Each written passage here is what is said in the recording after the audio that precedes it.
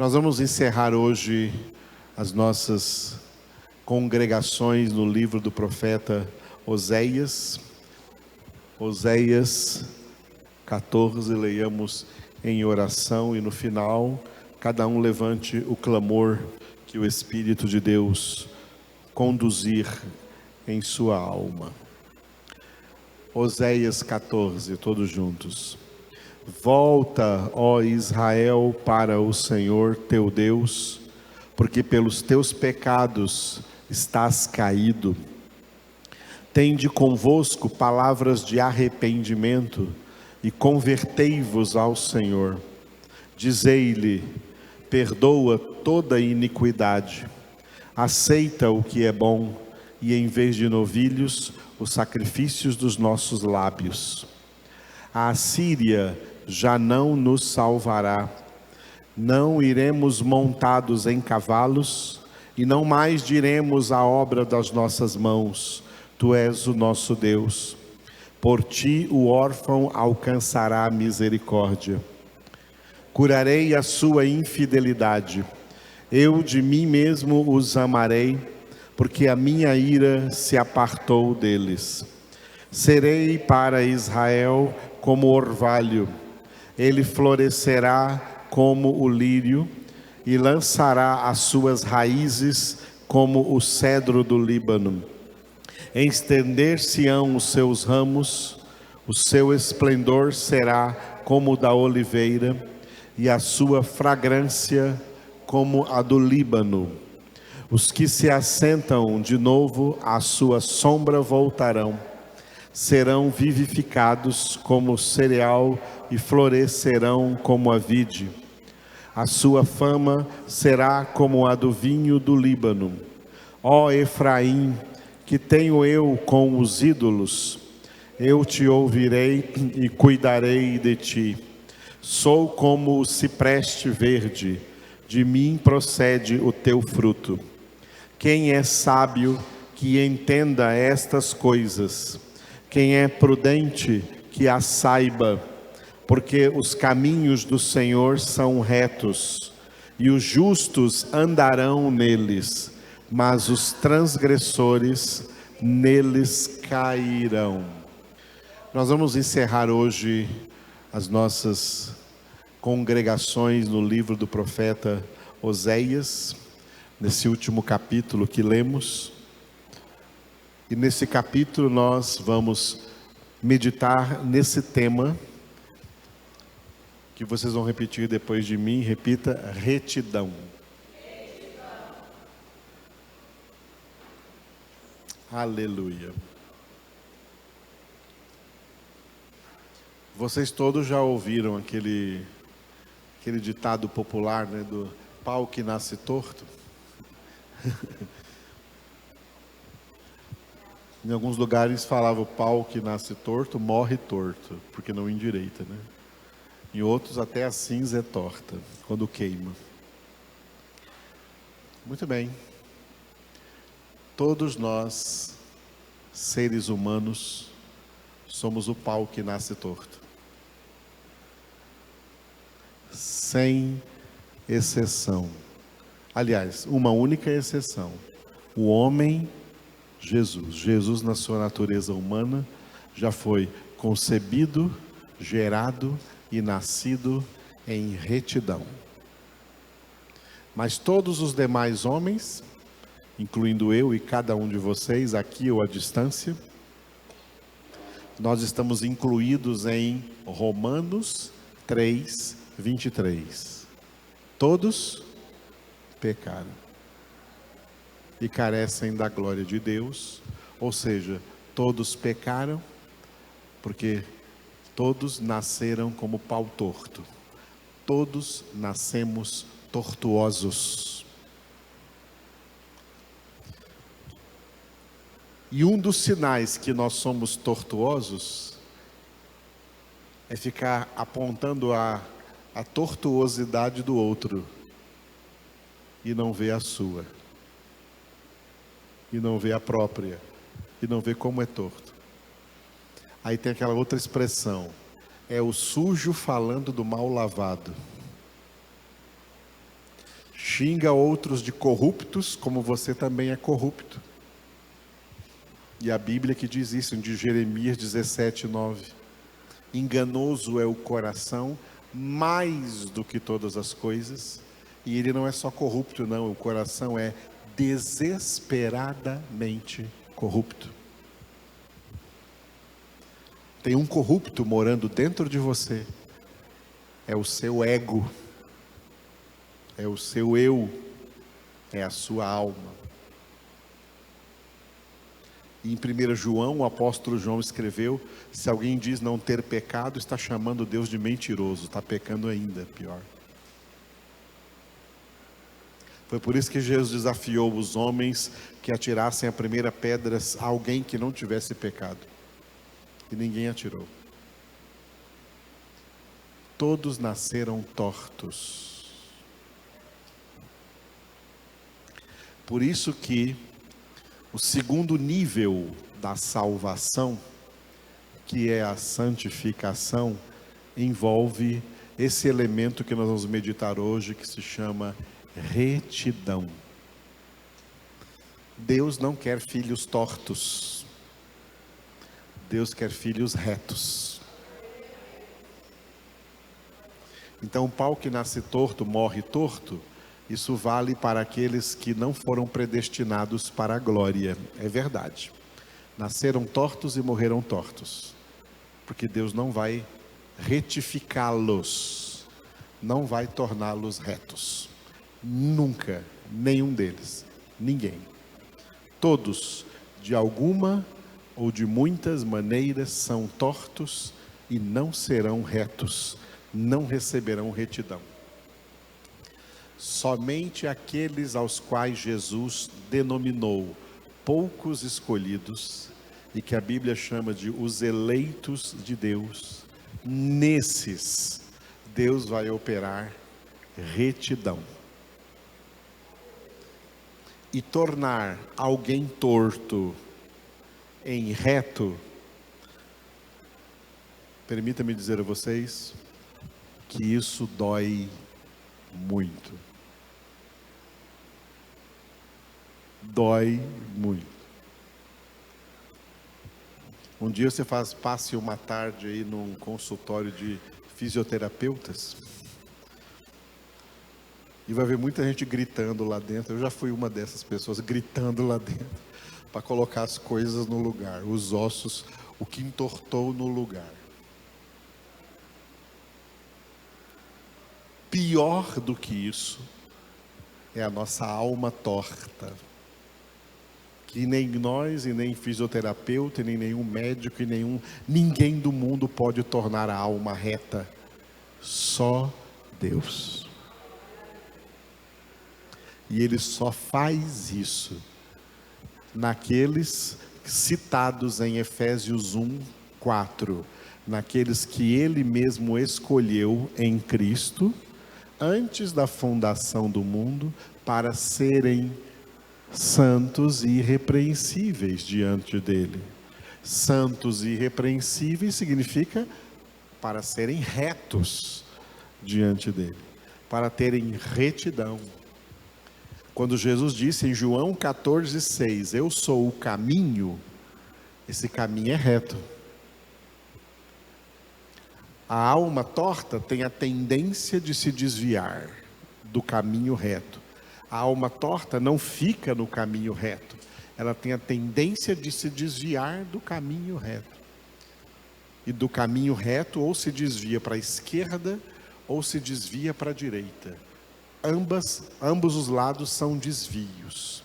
Por isso Salmo 91:7 está escrito, Deus falou para quem não sai do caminho reto, Ele disse: 1000 caiam ao teu lado, à tua esquerda, e 10.000 à tua direita. Tu não serás atingido,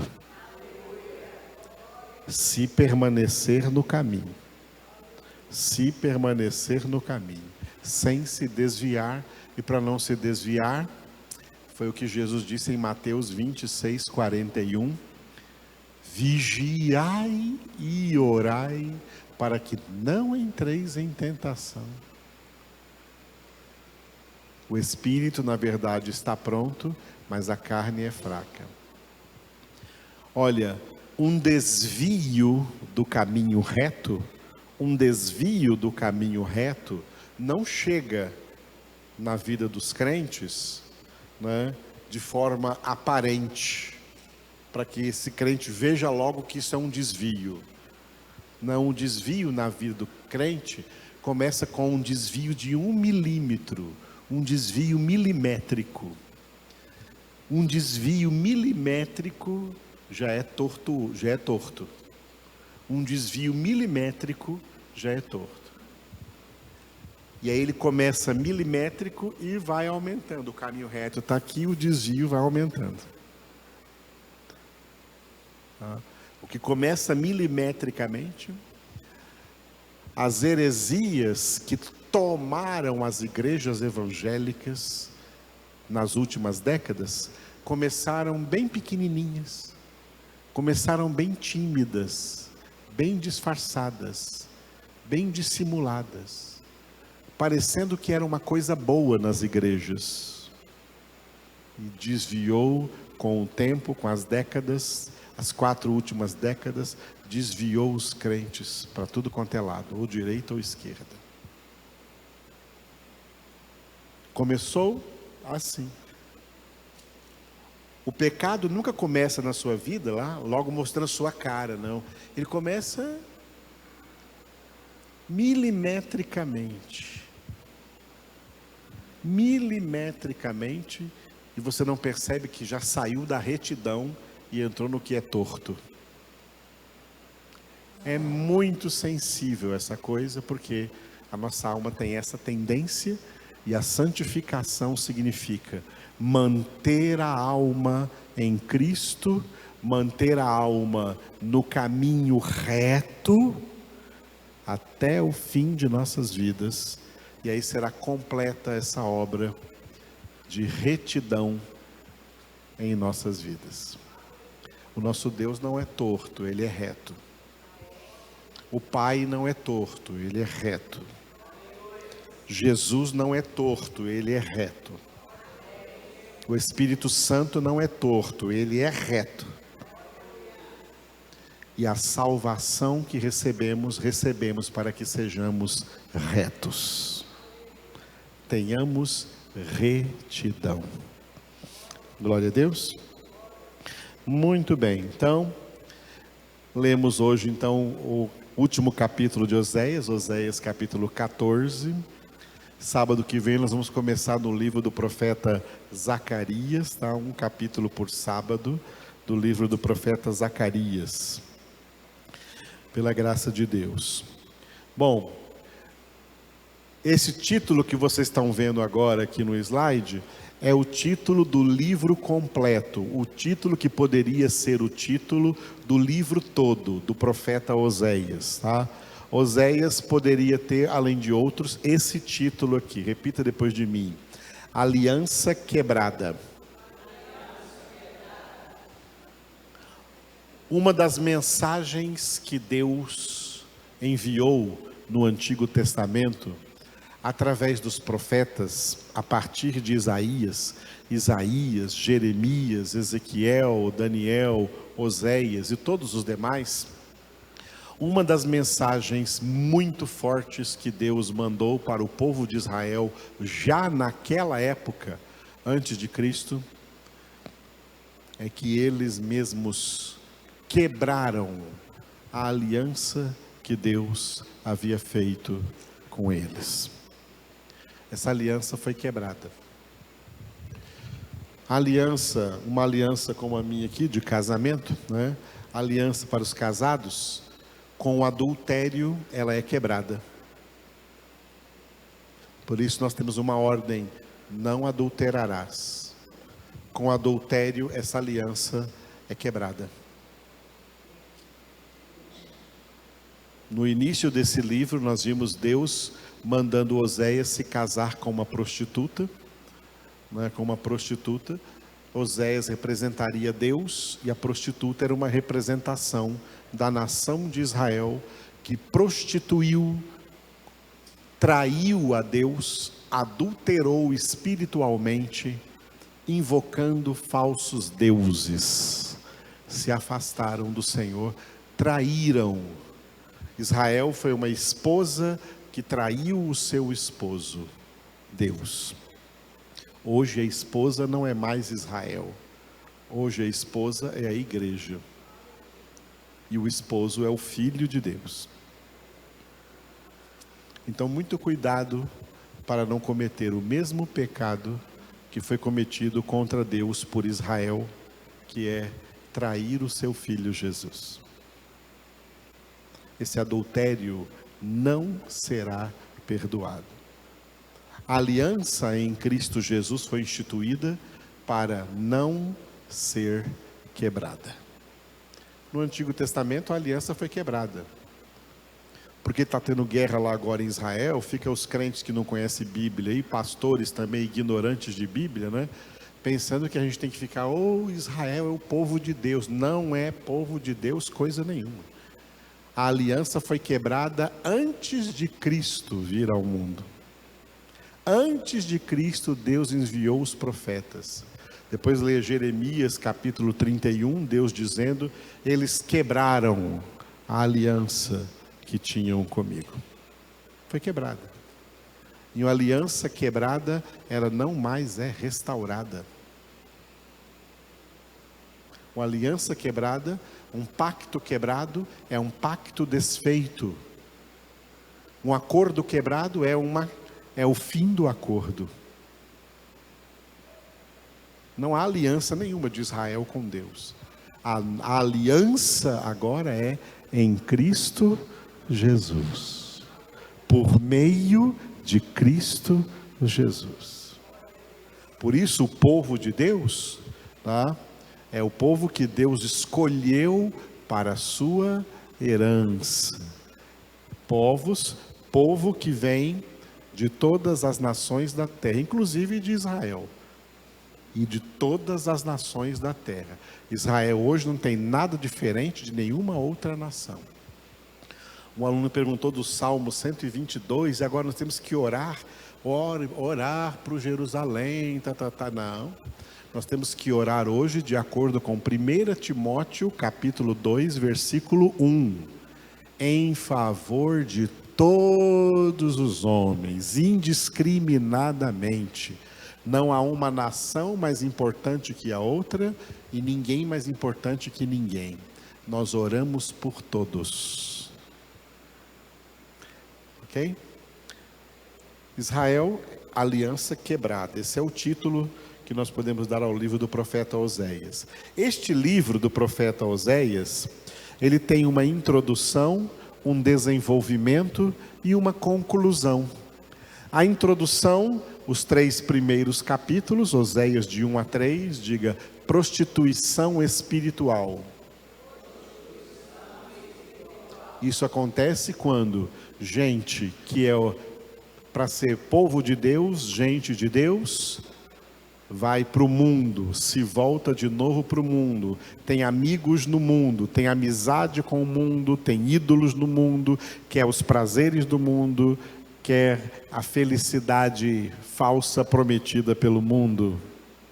Então eles prostituem contra Deus, abandonando o Senhor atrás de falsos sonhos e falsas alegrias e falsos prazeres.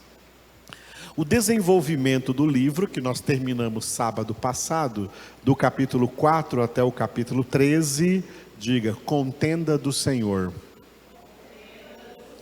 Essa palavra contenda do Senhor eu tirei do capítulo 4, versículos 1 e 2, onde está escrito que Deus tem uma contenda contra os habitantes da terra, porque nela não há amor, nem verdade e nem conhecimento de Deus.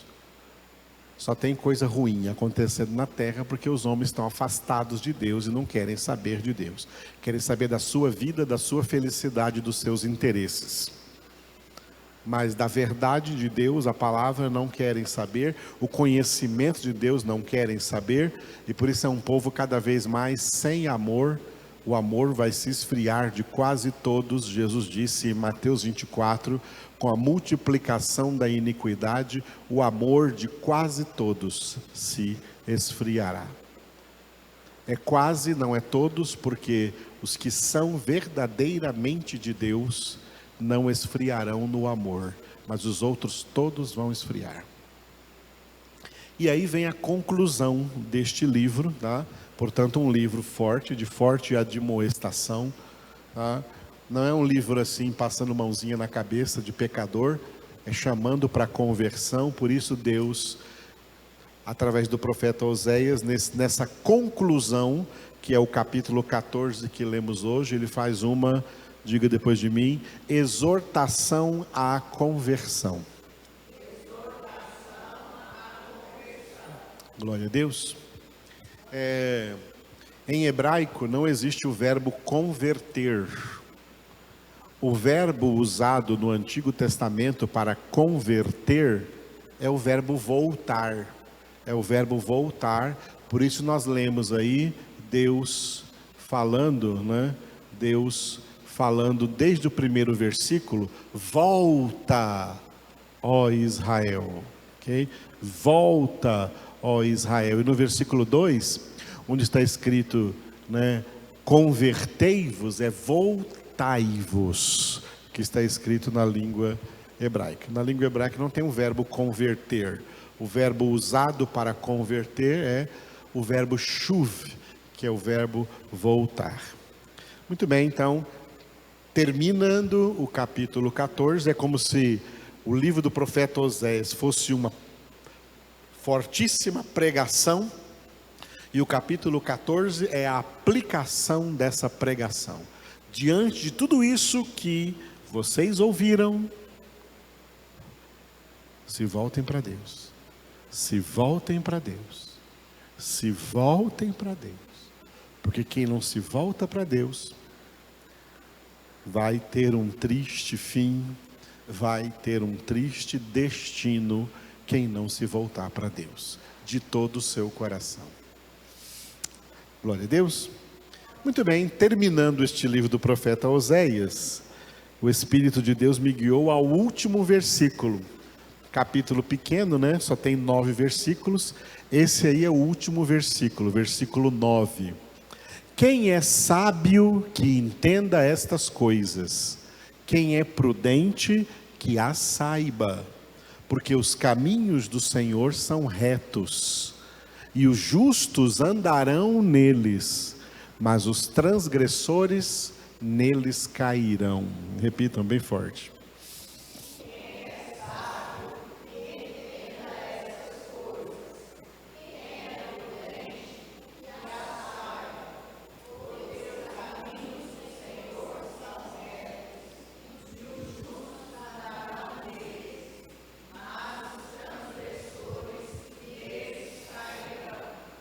Aleluia.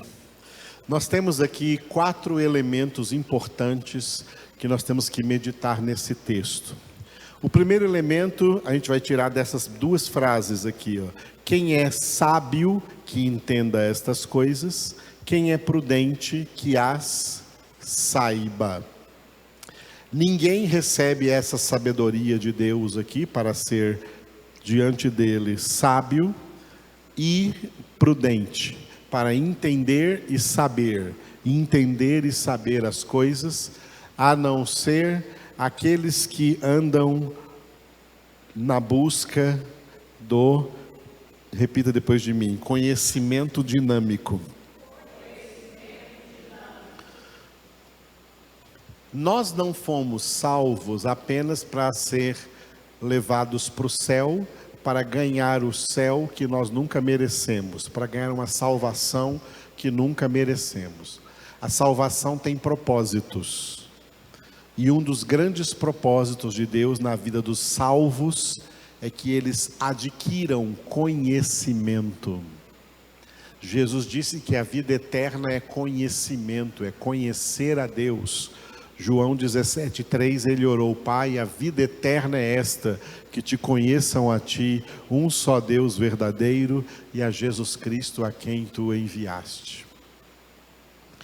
Por isso que nós somos convertidos da ignorância para o conhecimento. E é por isso que Deus perdoou o tempo da ignorância, porque nós fomos tirados da ignorância para o conhecimento. E conhecereis a verdade, e a verdade vos libertará.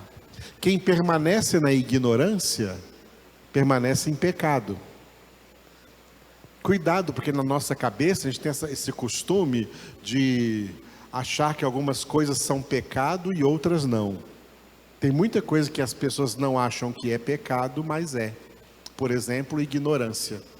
Ignorância é pecado. Por isso que a ignorância só é perdoada, o tempo da ignorância é perdoado quando a pessoa sai da ignorância. Quando a pessoa é convertida da ignorância para o conhecimento e passa a conhecer a Deus, aí o tempo da ignorância é perdoado, porque após a sua conversão, o que você cometeu antes da conversão está perdoado. Aleluia, você tem uma vida nova a viver com Deus, com Cristo pela frente. Assim a ignorância é perdoada. Por que a ignorância é perdoada? Porque a ignorância é pecado. Agora, quem ama a ignorância, quem gosta da ignorância, quem cunha frases por aí, como por exemplo, a ignorância é uma bênção. Ignorância não é bênção, ignorância é maldição. Malditos os ignorantes. O plano de Deus, desde quando Deus planejou criar o homem, foi que esse homem não fosse ignorante. Fosse que esse homem tivesse conhecimento e principalmente conhecimento de Deus. Diante do pecado da humanidade, Deus então afunilou o acesso a esse conhecimento ao seu povo eleito, aos seus poucos escolhidos. A partir da conversão, nós entramos num processo de conhecimento dinâmico de Deus. Por que dinâmico? Porque dinâmico é o contrário de estático. Um conhecimento estático é aquele conhecimento que muitos crentes têm hoje, porque eles pensam que conheceram Jesus no dia da sua conversão. E daí para frente não conhecem mais nada. E ficam só lembrando, no dia da minha conversão, naquele dia da minha conversão. E dali para frente não conheceram mais nada. Tem muito crente desse jeito, tá? Muitos. Na sua conversão, você não conheceu Jesus. Na sua conversão, você meramente começou a conhecer Jesus. Conhecer Jesus, conhecer o Pai, conhecer o Espírito Santo, conhecer Deus. Você precisa fazer um curso que vai durar a vida eterna. Que começa a partir da conversão, se estende durante todo o resto da nossa vida, no processo de santificação, meditando de dia e de noite na palavra de Deus, e ainda vai continuar na eternidade.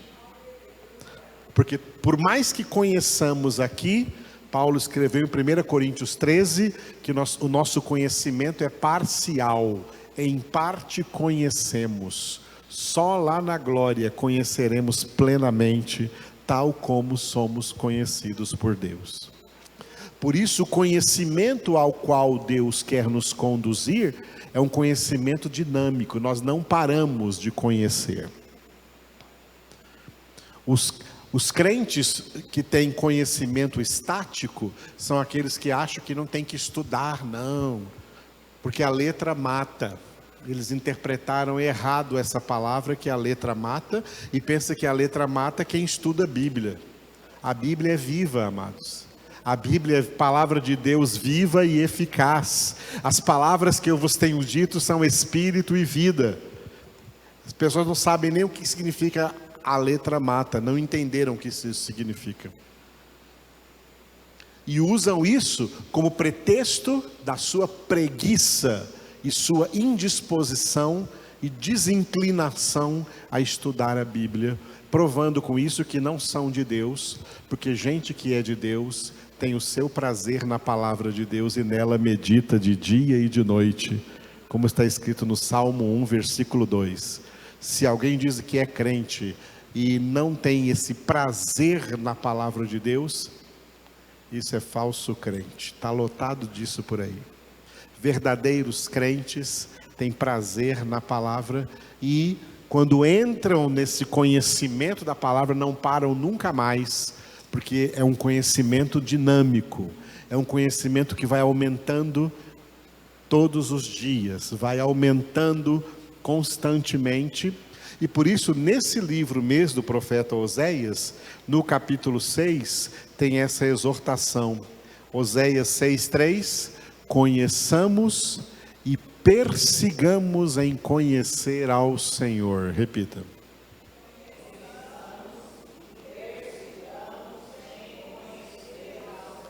Eu já escrevi essa frase aí, corrigida, porque nas nossas Bíblias não está persigamos, está prossigamos. Prossigamos. Mas em hebraico não foi usado o verbo prosseguir. Em hebraico foi usado o verbo perseguir. Porque desde que nós fomos convertidos, para toda pessoa verdadeiramente convertida, Deus coloca diante dela agora uma meta que ela tem que perseguir. Perseguir a meta do pleno conhecimento de Deus. E quem verdadeiramente começou a conhecer Deus na conversão, não se conforma com o conhecimento que já recebeu, porque sabe que tem muito mais a conhecer, e então ele vai gastar o seu tempo, vai administrar o seu tempo perseguindo esse conhecimento, porque almeja chegar na meta do pleno, total, completo conhecimento de Deus. Aleluia. Tem muita gente que pergunta, pastor, como é que eu vou saber se eu sou dos muitos chamados, se eu sou dos poucos escolhidos? Tem uma lista de coisas que pode ajudar você a saber se você é dos muitos chamados que vai para o inferno ou dos poucos escolhidos que vão para o céu. Como é que é a sua avidez pela palavra de Deus? Você tem isso? Se ler Bíblia, estudar Bíblia, para você é chato, para você não tem graça, você não gosta, isso é um sinal de que você não é dos eleitos de Deus. Você é dos poucos, dos muitos chamados. Os poucos escolhidos são pessoas que o próprio Deus, de acordo com Filipenses capítulo 1, versículo 13, opera neles o querer a palavra e o realizar a busca pelo conhecimento do Senhor nessa palavra. Eu tenho sede de conhecer a palavra de Deus desde o primeiro segundo da minha conversão até agora. E vou ter até o fim da minha vida. Por isso eu não perco nenhum dia da minha vida sem buscar, sem mergulhar profundamente nestes 66 livros da palavra de Deus. Isso é sinal de eleição. Amém? Eu quero ir para o céu, mas nem gosto da palavra que veio do céu. Quer ir para o céu fazer o quê? Não gosta daquilo que Deus enviou lá do céu para você? Esse aqui é o maná que Deus enviou lá do céu. Você não gosta e quer ir para o céu? Pode esquecer.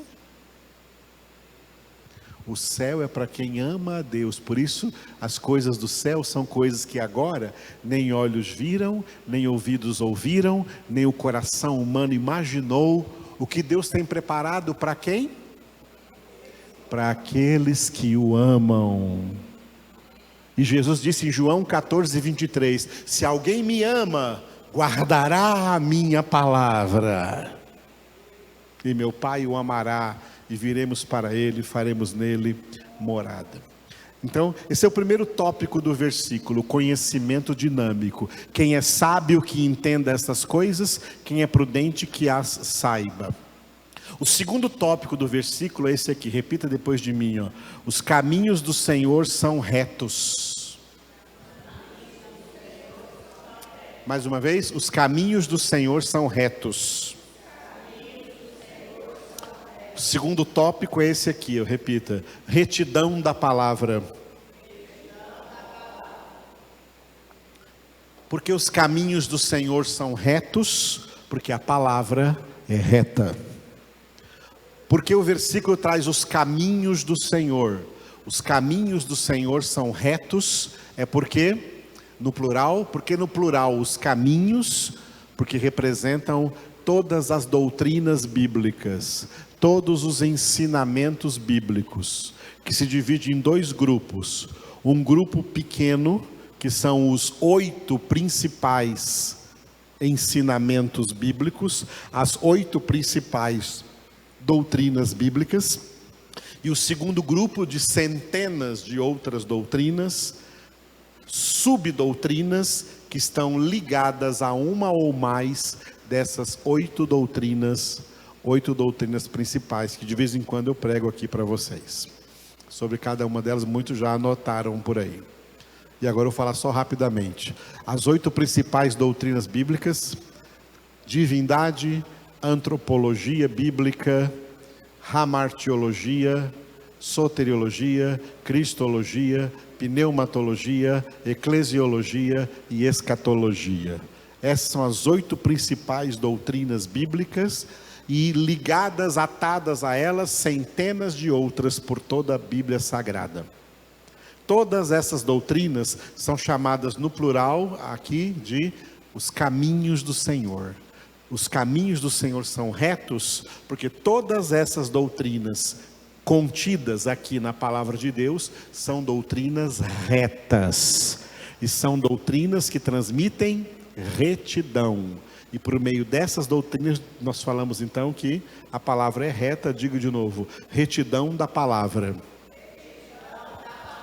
Nós estamos vendo a retidão da palavra todo domingo de manhã no Salmo 119, em cada versículo do Salmo 119. Tirando o 100, fica 19. No Salmo 19 tem 3 versículos falando da retidão da palavra e chamando, assim como no Salmo 19, a palavra de Deus por vários nomes. No versículo 7, Salmo 19, 7, a palavra de Deus é chamada de lei e de testemunho.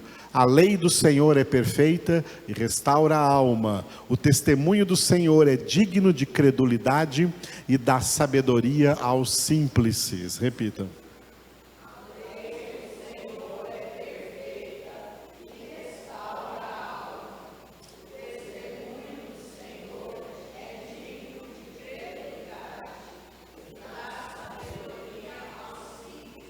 Eu já escrevi esse texto corrigindo, porque nas nossas Bíblias em português não está escrito digno de credulidade, está escrito o testemunho do Senhor é fiel. A palavra fiel não é uma palavra bíblica, interessante, né?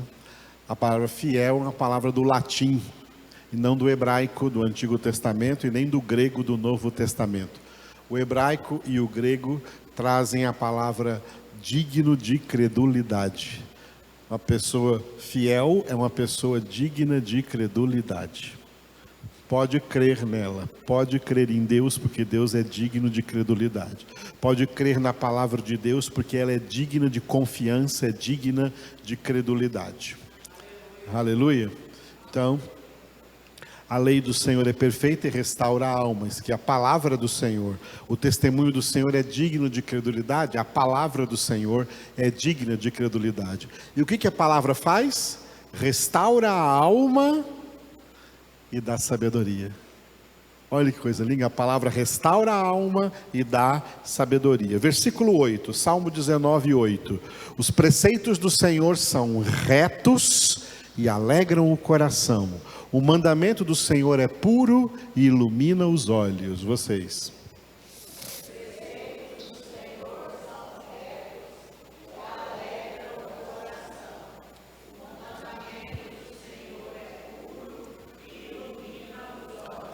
palavra de Deus aqui é chamada de preceitos e de mandamento.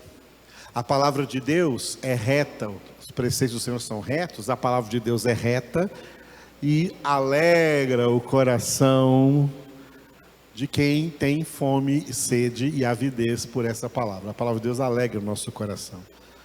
O mandamento do Senhor, ele é puro, ilumina os olhos, ou seja, faz a gente enxergar a verdade e também reconhecer o que é mentira. Traz esclarecimento, iluminação, esclarecimento. E o versículo 9, Salmo 19, 9, diz que o temor do Senhor é límpido e permanece para sempre. Os juízos do Senhor são verdadeiros e todos igualmente justos. Repita.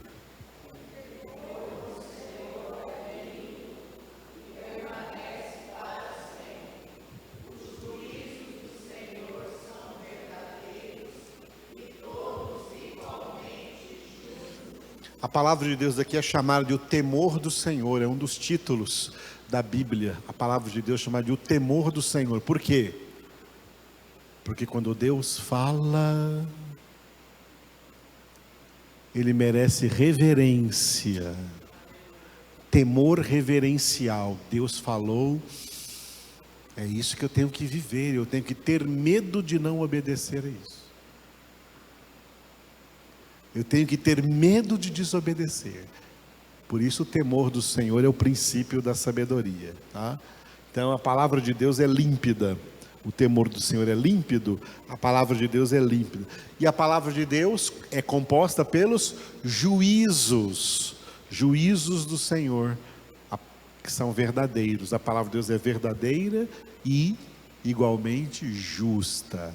Então, Salmo 19, versículos 7, 8 e 9, elucidam esse tema aqui, que nós tiramos de Oséias 14, 9, né? Os caminhos do Senhor são retos, a retidão da palavra.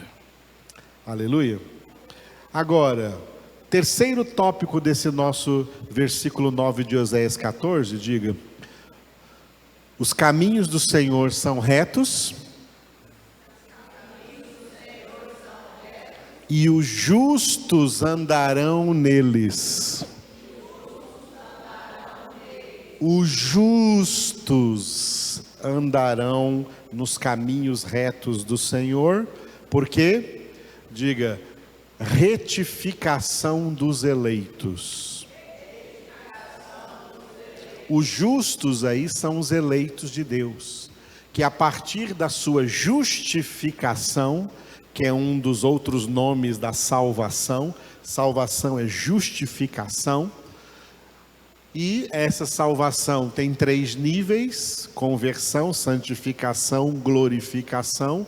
E o nível principal, que é a santificação, que é vitalício. Sem santificação ninguém verá o Senhor. Um outro nome de santificação é retificação. Por meio da santificação, vai se tornando reto tudo aquilo que em nós era torto. A palavra de Deus tem esse poder. Por isso o Evangelho é o poder de Deus para a salvação de todo aquele que crê, porque ele retifica a alma dessa pessoa que crê, ele torna reta, tornar reto. Tá? Retificar é tornar reto. E eu gosto muito de um versículo que fala sobre retificação, usando 4 exemplos em um só versículo, que é Isaías 44. Isaías capítulo 40, versículo 4. Todo vale será aterrado, e nivelados todos os montes e outeiros, o que é tortuoso será retificado, e os lugares escabrosos aplanados. Repita.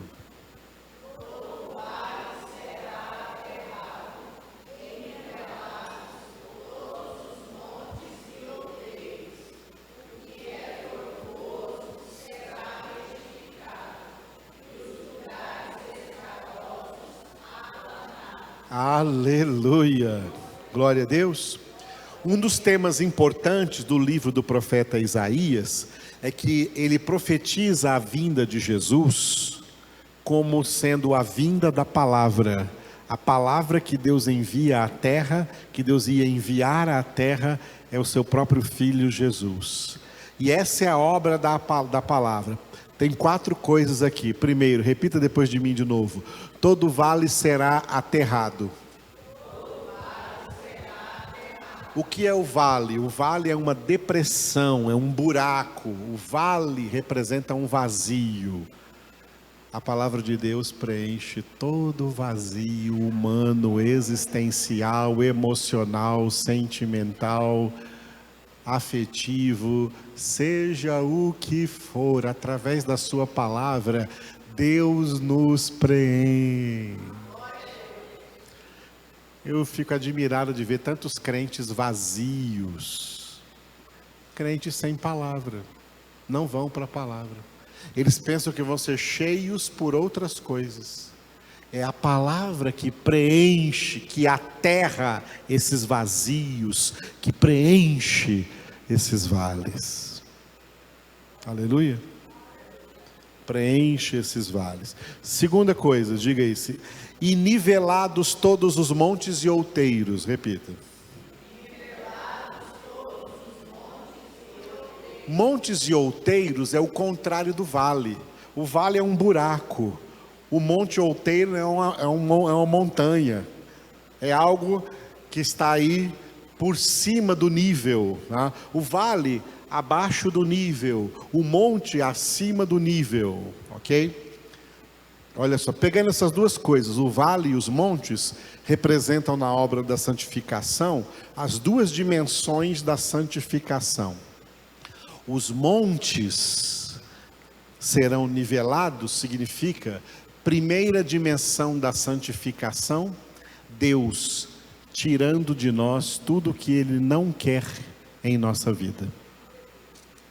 Deus não gosta de muita coisa em cada um de nós. E não tenha dúvida, Ele quer tirar isso. O que Deus não gosta em você, Ele quer tirar. Doa o quanto doer, Ele quer tirar. E se você for dos muito chamados, você resiste. Não quer que tire isso, porque você gosta disso que Deus não gosta. Mas se você for eleito, nem que seja através de muita dor, saiba que Deus vai tirar. O que Deus não quer em você, Ele vai tirar. Se prepare. É melhor você se render e falar: tira logo, Senhor. Porque todo monte será nivelado. Tá? E o que nós falamos antes, o vale, representa o aspecto, né? O outro aspecto da santificação. Deus quer nos dar tudo o que nos falta. Preencher, para que não tenhamos falta de nada. Tradução correta do Salmo 23. O Senhor é o meu pastor e eu não sentirei falta de nada, porque Ele me preenche. Todo vale preenchido, todo monte nivelado, monte retirado, tá? Os montes que tiverem em você, Deus vai vir com a patrola, vai vir com um trator de esteira, vai vir com toda a terraplenagem para arrancar e retificar a sua vida. Terceiro ponto aqui fala da retificação. Diga: o que é tortuoso será retificado. Todo caráter torto, toda conversa torta, todo pensamento torto, todo homenzinho torto, vai ser retificado. Vai se tornar reto. Nascemos tortos e o Senhor está nos retificando durante todo o processo da nossa santificação. Aleluia. E último ponto, diga: os lugares escabrosos aplanados. O que são lugares escabrosos? São lugares onde não tem acesso para a gente chegar de tão acidentado que é o lugar. Já viu lugares assim? Lugares acidentados. Quando eu era solteiro ainda, eu fiz um trabalho missionário num lugar quente ali, que foi Imperatriz, no Maranhão. E eu ficava hospedado na casa de um fazendeiro que tinha lá, e a mulher dele era crente. Ele não era não, mas a gente pregava para ele todo dia. E um dia ele quis me levar para conhecer as 7 fazendas que ele tinha. Ele tinha 7 fazendas de gado Nelore. E as fazendas eram distantes demais da civilização. Então ele tinha um Toyota, um Jeep Toyota, né? E eu sentei lá e falou: bom, aqui ó, eu adaptei aqui no meu Toyota aqui, esses cintos de segurança aqui, você tem que pôr eles, né? Então tem um que passa aqui, tem outro que passa de cá, tem outro que passa aqui fazendo um X, e tem mais um aqui no peitoral para segurar bem. Eu falei: por que tudo isso? Você não entende por onde nós vamos passar. Menino, aquele Jeep passou por cada lugar escabroso, lugar que não dá para passar, mal dá para passar a pé. E o Jeep dava cada salto, tração nas 4 rodas, dava aqueles... E horas e horas de viagem desse jeito, passando mal dentro do Jeep. E um calor terrível. Mas eu cheguei nas fazendas, fomos nas 7 fazendas dele. Nas fazendas tinha gente que nasceu lá e nunca veio para a cidade. Eu morava lá, nunca veio para a cidade. Eu juntei todo aquele povo, preguei para todos eles, os que converteram, batizamos eles, quebramos as maldições que antes ele chamava os benzedor, para benzer a terra. Nós quebramos toda a benzição e oramos em nome de Jesus, em todas aquelas 7 fazendas. Foi uma aventura que Deus me levou aí nas minhas missões. Mas esse para mim foi um exemplo bem claro de lugares escabrosos, de difícil acesso. Sabe o que significa? Que nós somos muito escabrosos, de difícil acesso. Pessoas fechadas umas para as outras, pessoas desconfiadas umas das outras, pessoas que não se aproximam muito umas das outras, pessoas difíceis de se relacionar, sabe? Deus quer que a gente melhore.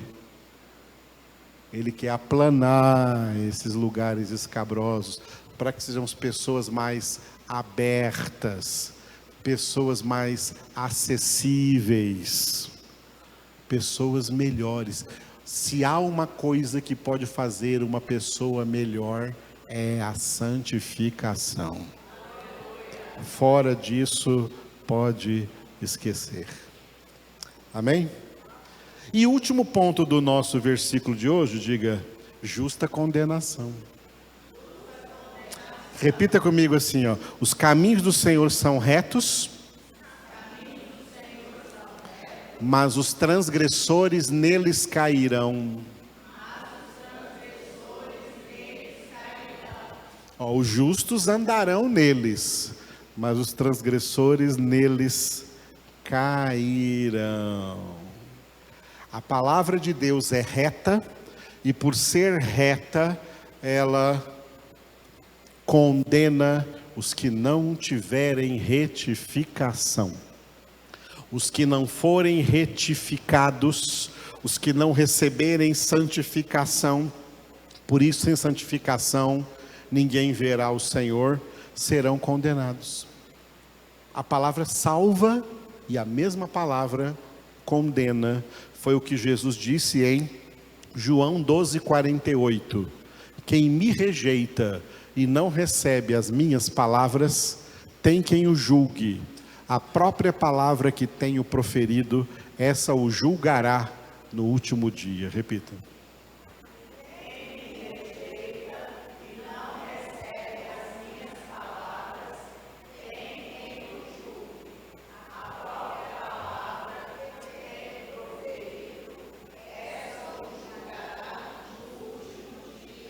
Por isso a palavra é espada de 2 gumes. 2 gumes são salvação e condenação. Salvação para quem Deus torna reto, condenação para os que continuam tortos e por isso eles tropeçam na palavra, como disse Pedro em 1 Pedro capítulo 2, versículo 8, num versículo surpreendente, olha: são estes os que tropeçam na palavra, sendo desobedientes para o que também foram postos. Repita.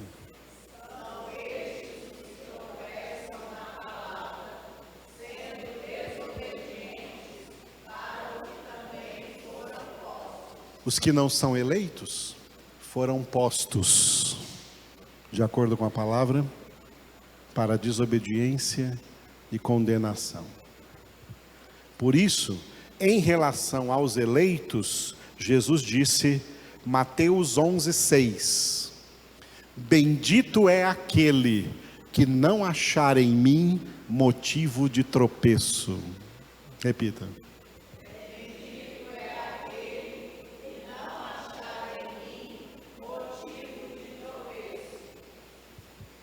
Porque os que tropeçam e caem são os transgressores. Os caminhos do Senhor são retos, mas os transgressores neles cairão. Os justos não cairão, os justos neles andarão.